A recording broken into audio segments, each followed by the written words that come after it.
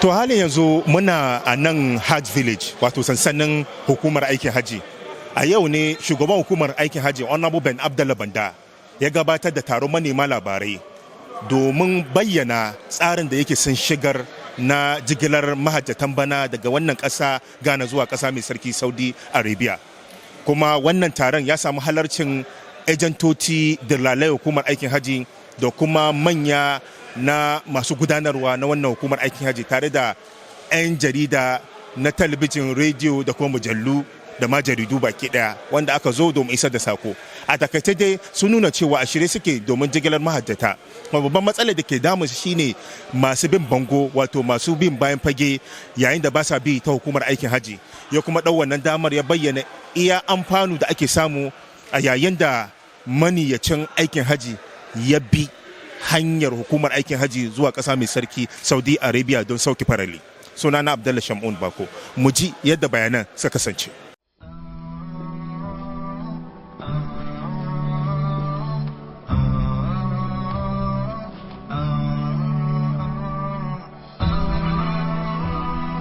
HAFIZ TV, unique every day. Mambobi na Ghana Hajj Board da ejentoti da muke aiki da su, yan jarida mun kusa kare shirye-shiryenmu na airlifting ma'ajatanmu from Ghana a zuwa da su a Saudiya. Jirginmu na farko zai tashi ne watan ga 28th of May a Tamale a kare 31st of May wanga wata.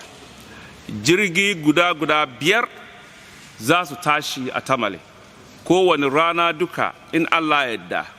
Passengers guda 400 za a dauke su a je da su na farko a Madina, daga baya a je da su a Makka. Muka kare na Tamale sannan mu shigo a Accra.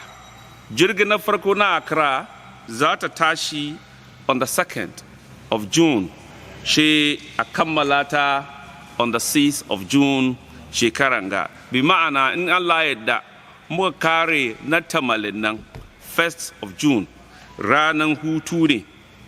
Kudaden da ma'ajatanmu suka biya yana kunshi wayansu ababai.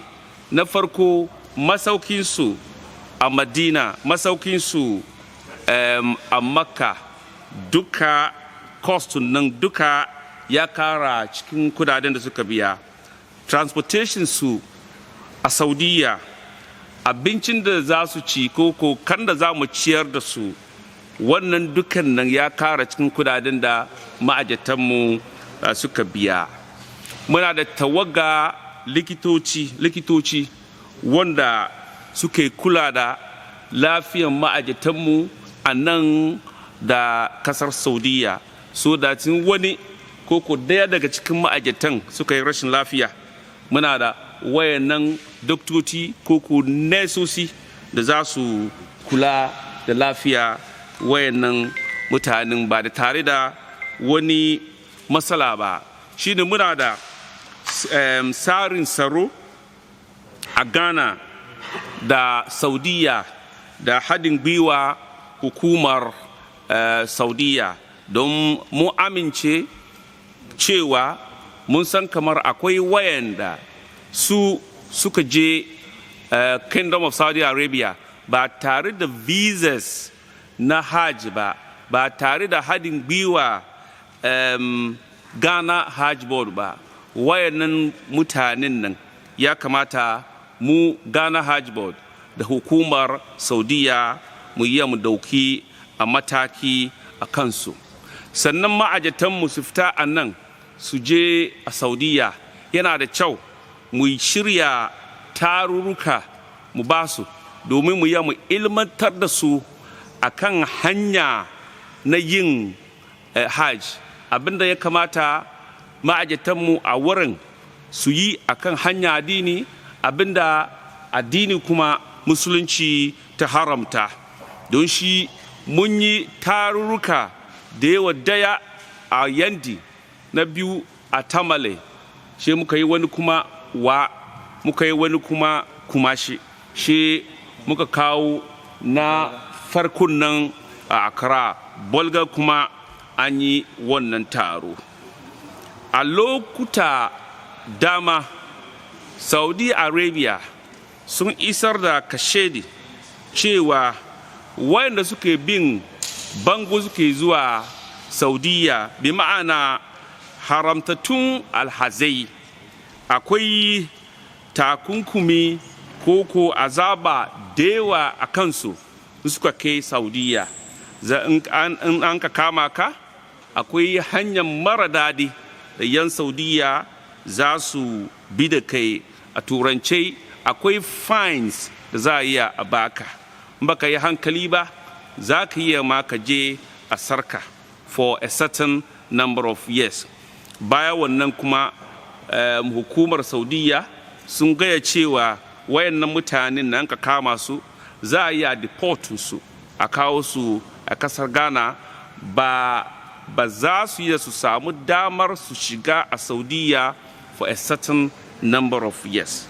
Akan haka, she hukumar Saudiya suka ba da fatwa cewa in ka bi kan hanyar bango ba da tare da halittacce visa ba, wannan haramu ne akan hanyar addini.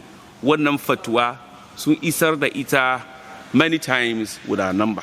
Don shi ya kamata mu ma'ajata mu yi hatara da wayanda suke saran cewa su suna da dama koko suna da izini su shirya koko su organize ma'ajata, bi ma'ana prospective pilgrims, su je da su a Saudiya. Kanda mu muka sani, kanda yan al'umma musulmai suka sani, kanda kasar Saudiya suka sani, Ghana Hajj Board ita kawai ne halattace hukumar da yan Saudiya suka yadda da su mu shirya aikin Hajj, mu karbin kudaden ma'ajatanmu domin mu yi mu je da su a Saudiya.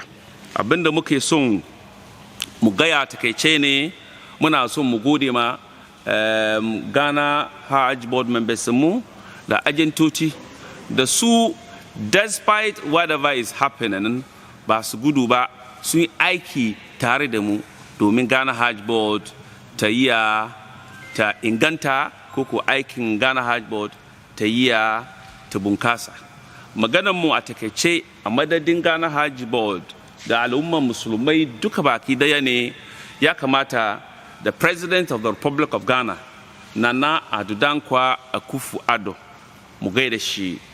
Annabiyu Vice President mu wanda a yau ya kasance the flag bearer or the presidential candidate of the new Patriotic Party. Shi kuma ne leader mu wanda in Allah ya yarda zai kasance the President of the Republic of Ghana. Ya kamata mu gode mai matukan godiya domin aikin da muka yi for the past 7 years ga da direction shi ne da advising shi ne, shi ke ba mu nasiya, shi ke taimaka muna.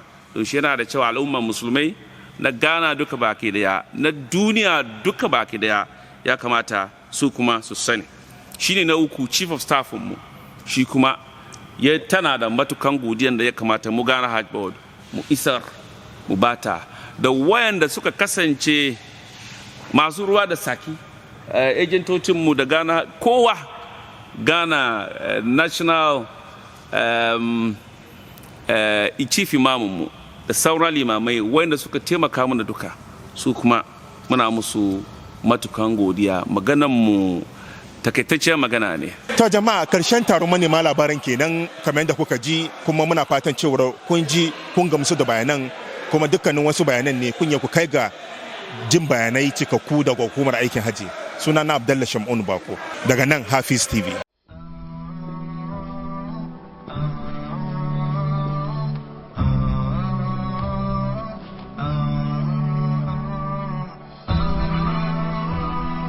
HAFIZ TV, unique every day.